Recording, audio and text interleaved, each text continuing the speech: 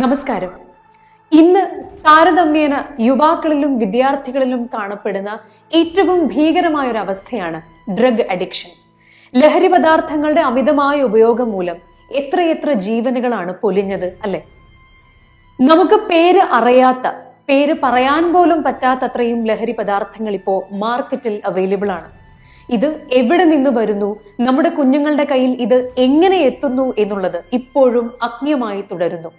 പക്ഷേ ഇതിന്റെ പിന്നില് ഒരു വലിയ ലോബി തന്നെ പ്രവർത്തിക്കുന്നുണ്ട് എന്ന് നമുക്ക് നിസ്സംശയം പറയാൻ പറ്റും.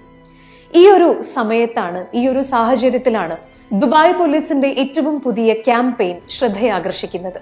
5 വർഷത്തിനിടെ ദുബായ് പോലീസിന്റെ മയക്കുമരുന്ന് മോചിത സംവിധാനത്തിലൂടെ ജീവിതം തിരിച്ചു പിടിച്ചത് 576 പേരാണ്. മയക്കുമരുന്ന് ഉപയോഗിക്കുന്നവര് സ്വന്തമോ കുടുംബങ്ങൾ വഴിയോ വിമുക്തി നേടുന്നതിന് പോലീസിനെ സമീപിച്ചാൽ നേരത്തെ ചെയ്ത മയക്കുമരുന്ന് കുറ്റത്തിന് കേസ് എടുക്കുകയില്ല എന്നുള്ളത് ഇതിലേക്ക് കൂടുതൽ ആളുകളെ ആകർഷിക്കുന്നുണ്ട്. ഇതിലൂടെ നിരവധി പേരാണ് ചികിത്സയ്ക്ക് പേടിയില്ലാതെ പോലീസിനെ സമീപിക്കാൻ തുടങ്ങിയത് എന്നാണ് അധികൃതർ പറയുന്നത്.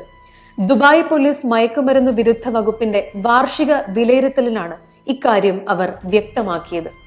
ഓടിക്കളിക്കേണ്ട, പുഞ്ചിരിക്കേണ്ട ബാല്യങ്ങളുടെ ജീവിതങ്ങൾ ലഹരി പദാർത്ഥങ്ങൾക്ക് അടിമകളാവാതിരിക്കാൻ നമുക്കോരോരുത്തർക്കും കൈകോർക്കാം. ലഹരി മുക്ത ലോകത്തിനായി പ്രവർത്തിക്കാം. റേഡിയോ കേരളം 1476